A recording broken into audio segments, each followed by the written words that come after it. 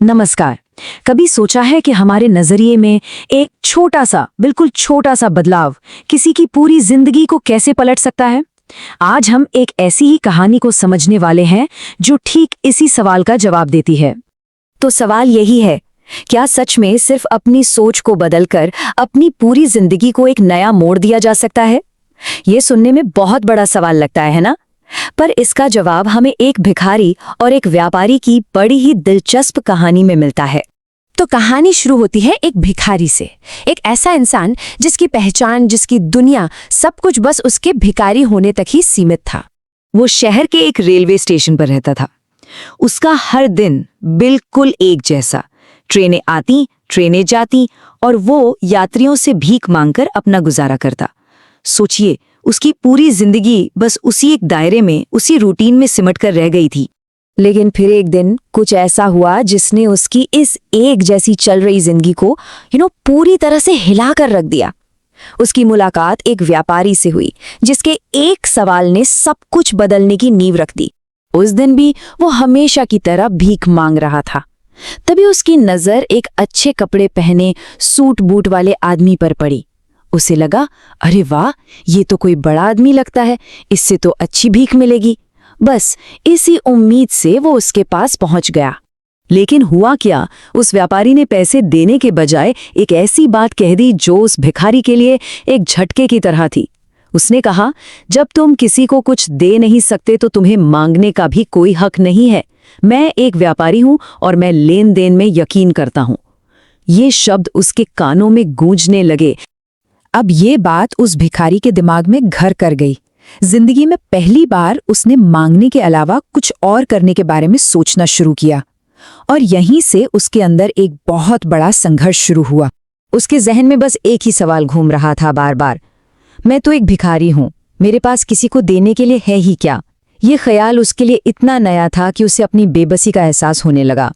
पर देखिए, कमाल की बात यह है कि उसने इस सवाल को टाला नहीं। वो 2 दिनों तक बस इसी के बारे में सोचता रहा। फिर तीसरे दिन अचानक उसकी नजर स्टेशन के पास खिले हुए कुछ खूबसूरत फूलों पर पड़ी और बस उसे अपना जवाब मिल गया। उसने फैसला किया, आज से जो भी मुझे भीख देगा, मैं बदले में उसे एक फूल दूंगा। और उसने ठीक वैसा ही किया। अब वो भीख के बदले में लोगों को एक फूल देने लगा। और जानते हैं इसका नतीजा क्या हुआ? कमाल हो गया। लोग वो फूल पाकर बहुत खुश होते थे और अब उसे पहले से कहीं ज्यादा भीख मिलने लगी थी। देने का ये एक छोटा सा काम उसकी जिंदगी में एक बड़ा बदलाव ला रहा था। ये तो था पहला पड़ाव। कहानी का असली टर्निंग पॉइंट तो अब आने वाला था, जब उसकी मुलाकात दोबारा उसी व्यापारी से हुई। इस एक मुलाकात ने उसकी पहचान को ही हमेशा के लिए बदल दिया। एक दिन किस्मत देखिए, वही व्यापारी फिर से ट्रेन में था। हमारा भिखारी ने, अब वो सिर्फ भिखारी नहीं था, वो उसके पास गया, लेकिन इस बार सिर्फ हाथ फैलाने के लिए नहीं, बल्कि भीख के बदले में एक फूल देने के लिए। व्यापारी ने उसे पैसे दिए और फूल ले लिया। फिर उसने जो कहा वो शब्द सोने जैसे थे। उसने कहा, वाह क्या बात है, आज तुम भी मेरी तरह एक व्यापारी बन गए हो। ये सिर्फ एक तारीफ नहीं थी, ये एक नई पहचान थी जो उसे मिल रही थी। और बस यहीं पर वो जादू हुआ। उसकी पुरानी सोच कि मैं एक भिखारी हूं टूट गई और उसकी जगह एक नई शक्तिशाली सोच ने ले ली, मैं एक व्यापारी हूं। ये सिर्फ शब्दों का हेरफेर नहीं था, ये दिमाग का, पूरी मानसिकता का बदलाव था। और ये बदलाव कितनी तेजी से आया, जरा देखें। पहले दिन एक चुनौती मिली, तीसरे दिन से ही एक्शन शुरू।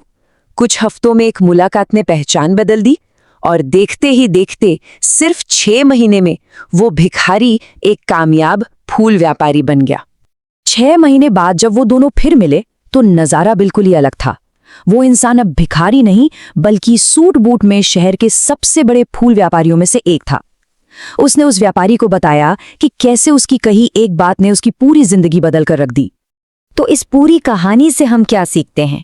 इसका असली सार क्या है? ये हमें सिखाती है कि हमारी दुनिया को बदलने की ताकत कहीं बाहर नहीं, बल्कि हमारी अपनी सोच के अंदर ही छिपी है। चलिए उन खास बातों को समझते हैं जिनसे ये बदलाव मुमकिन हुआ। सबसे पहली और सबसे जरूरी बात है लेन देन का सिद्धांत, या जिसे हम गिव एंड टेक प्रिंसिपल भी कहते हैं।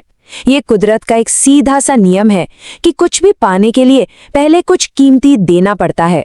जैसे ही उस भिखारी ने ये नियम अपनी जिंदगी में अपनाया, उसकी दुनिया ही बदल गई। देखिए, इस कहानी से जो सबसे बड़ी सीख मिलती है वो ये है कि हमारी मानसिकता ही हमारी असलियत बनाती है।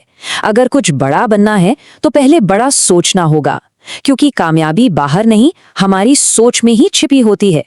उस इंसान ने अपनी कीमत को पहचाना, ये समझा कि उसके पास भी देने के लिए कुछ है। असल में लोग उसे भीख नहीं दे रहे थे, वो उन फूलों की कीमत चुका रहे थे जो वो उन्हें दे रहा था। और आखिर में ये कहानी हम सबके लिए एक बहुत जरूरी सवाल छोड़ जाती है। किसी इंसान की अपनी सोच, उसकी अपनी मानसिकता उसे आखिर बना क्या रही है? क्योंकि जैसा हमने इस कहानी में देखा, जवाब अक्सर हमारी अपनी सोच के अंदर ही छिपा होता है।